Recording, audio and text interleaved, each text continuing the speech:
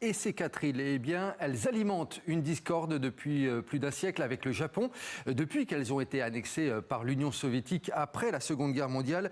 On va voir cela avec Lola Colomba. Bonsoir, Bonsoir. Lola.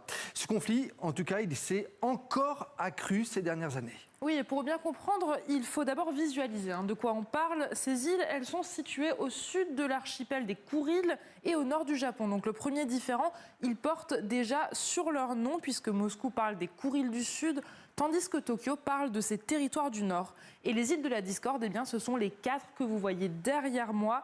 Deux d'entre elles portent le même nom en russe et en japonais, Habome et Shikotan, tandis que le Japon appelle Itoru Etorofu et Kunashir Kunashiri. À noter qu'on parle d'un territoire de 5000 km² au total. Cela représente 0,03% du territoire russe et 1,2% du territoire nippon. Alors, d'où vient la crispation exactement? Eh bien d'abord, comme on l'a vu plus tôt, l'enjeu est stratégique. Le contrôle intégral des îles par Moscou permet de faire de la mer d'Okhotsk une quasi-mer intérieure. Et cela la protège contre d'éventuelles incursions étrangères. Mais c'est aussi un sujet mémoriel, en tout cas du point de vue du Japon.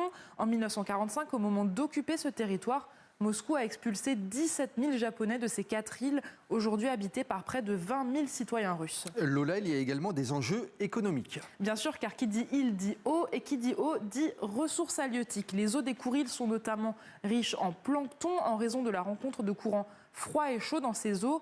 Leur terre, quant à elle, renferme des minerais et des métaux rares comme le rhénium, qui est aujourd'hui utilisé pour la construction de moteurs aéronautiques. Décryptage signé Lola Colomba. Merci beaucoup, Lola.